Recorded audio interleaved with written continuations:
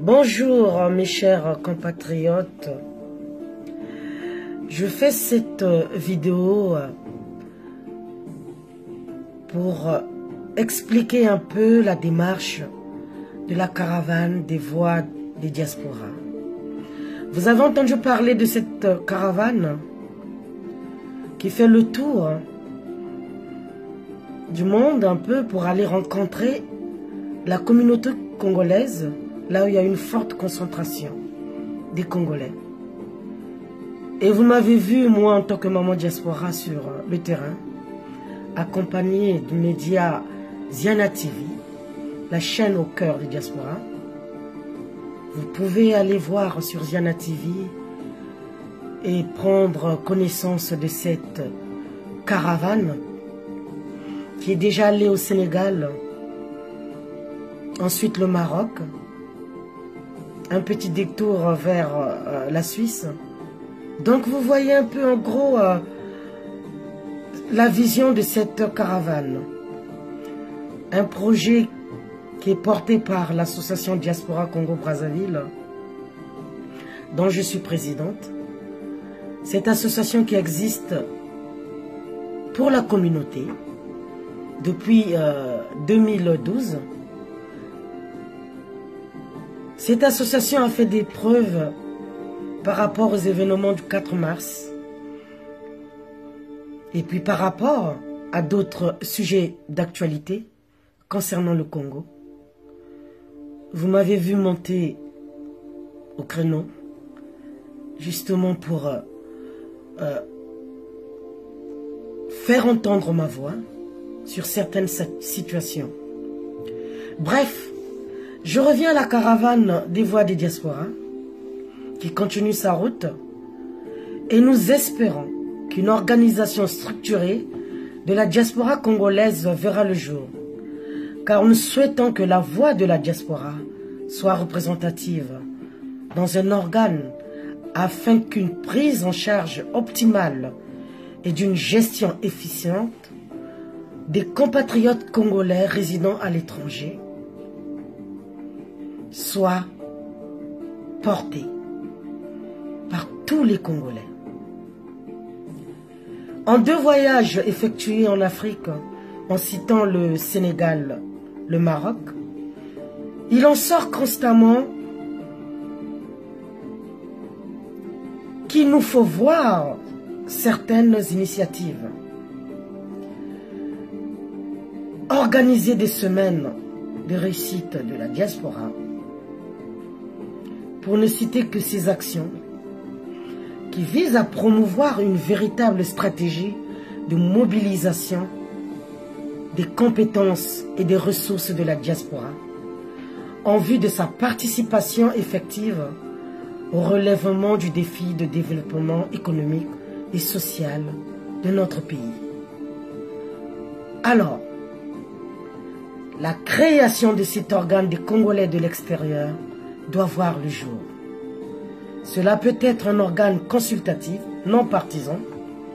Il ne sera affilié à aucune obédience religieuse, idéologique ni politique. L'enjeu est de taille de rassembler tous les Congolais de l'extérieur à travers cet organe. Donc après analyse, cette structure devrait permettre à nous les Congolais de l'extérieur d'être organisés et structurés. Et cette structure devrait permettre à l'État de répondre à une double préoccupation. Promouvoir partout la défense des intérêts et des droits des Congolais de l'extérieur. La structure sera chargée de promouvoir partout la défense des intérêts et des droits des Congolais et des Congolaises, et surtout leur assurer un bien-être en apportant un soutien à chaque fois que les circonstances l'exigent. En outre, cet organe sera un canal pour le Congo qui peut servir d'ambition de mobiliser sa diaspora autour des questions de développement. Il s'agira de faire de la diaspora congolaise plurielle une plateforme unique au service de la prospérité de notre nation. C'est pour cela qu'il est très important que tous adhèrent à cette vision, afin que nous puissions nous retrouver autour d'une table. La diaspora de France, la diaspora du Sénégal, la diaspora du Maroc, la diaspora d'Italie, la diaspora des États-Unis, la diaspora du Canada, la diaspora un peu partout dans le monde, où il y a une forte concentration des Congolais, qu'il y ait un délégué assis autour de cette table ronde, où les voix de la diaspora vont s'exprimer, vont analyser et voir ce que nous pouvons faire tous ensemble, unis. Parce que l'union fait la force. Et à la suite de cette table ronde, nous allons décider tous ensemble de mettre en place les assises des voix des diasporas. Une feuille de route sera définie pour les Congolais de l'extérieur, pour répondre ou recenser les attentes des voix des diasporas. Et cela nous permettra d'assurer une meilleure organisation de la diaspora congolaise en vue de sa plus adéquate implication dans les efforts de développement national. Cette feuille de route s'articulera autour des axes, mais je peux retenir 3 axes pour le moment majeurs, à savoir la valorisation du capital humain, économique et social de la diaspora, le renforcement de la communication entre le gouvernement et la diaspora, l'amélioration de la protection et de la défense des intérêts des Congolais de l'extérieur. Oui, sur cette feuille de route, nous mettrons aussi un accent sur des axes stratégiques qui sera peut-être planifié en 2 grands volets, des programmes d'action prioritaires, des programmes à moyen et long terme. Nous allons réfléchir sur ça. Donc il est très important que nous répondons tous présents à cette démarche de la caravane des voix des diasporas. Parce que dans sa mise en œuvre stratégique consacrée à la valorisation du capital humain, économique et social de la diaspora, nous pousserons nos gouvernants à mettre en place des dispositifs qui peuvent aider cette diaspora. Peut-être en plusieurs objectifs, mais je peux citer au moins 3 objectifs qui sont les suivants. Mobiliser les investissements, les compétences, les savoir-faire des Congolais de l'extérieur. Mettre en œuvre le programme de projet de développement local dans les régions d'origine des migrants que nous sommes. Développer un projet de volontariat solidaire pour le développement. Et pourquoi pas créer les structures aptes à mobiliser et accompagner le retour de la diaspora congolaise. Il s'agit notamment d'œuvrer à la mise en place de cet organe qui va regrouper tous les Congolais de l'extérieur. Et cela nous permettra aussi de réaliser la cartographie de la diaspora congolaise et sa répartition dans le monde. Organiser un forum économique des Congolais de l'extérieur. Donc pour cela, nous devrions mettre en place cet organe venant de l'initiative de nous, les Congolais de l'extérieur. c'est encore plus agréable de voir les Congolais de l'étranger prendre l'initiative de s'organiser, de se structurer. Et à partir de là, nous devrions amener nos gouvernants à mettre en place plusieurs actions en faveur de la diaspora congolaise. À ce titre, on pourra leur demander la création de la direction des Congolais de l'extérieur par décret.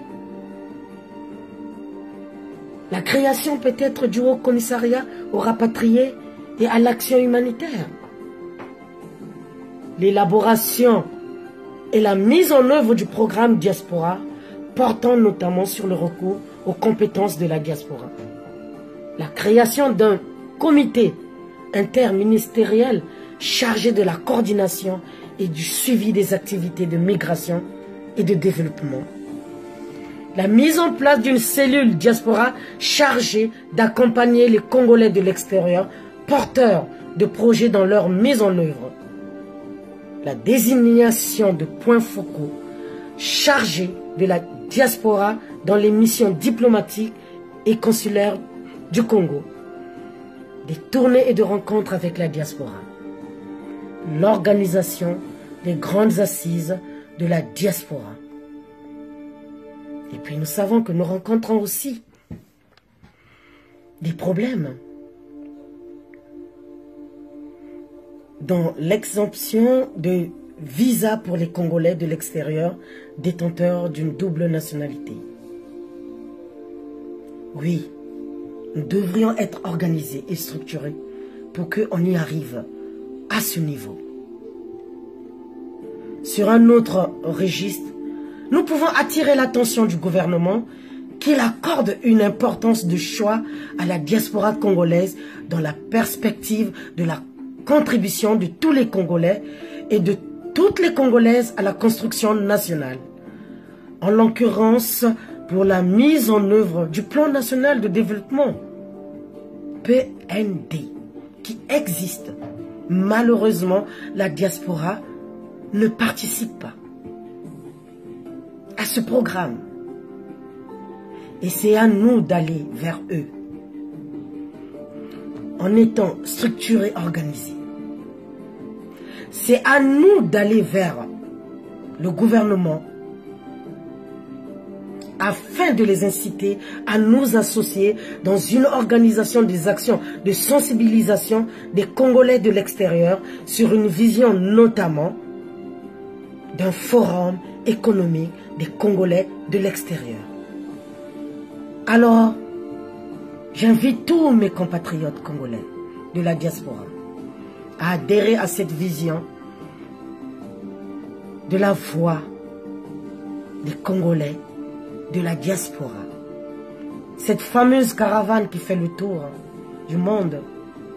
Où que vous soyez, dès que vous entendrez parler de cette caravane, rapprochez-vous de cette caravane. Venez à ma rencontre, discutons, échangeons et voyons ce que nous pouvons faire. Parce que nous ne pouvons plus rester assis et attendre que les choses viennent vers nous. Nous allons provoquer le destin de cette diaspora qui m'est chère.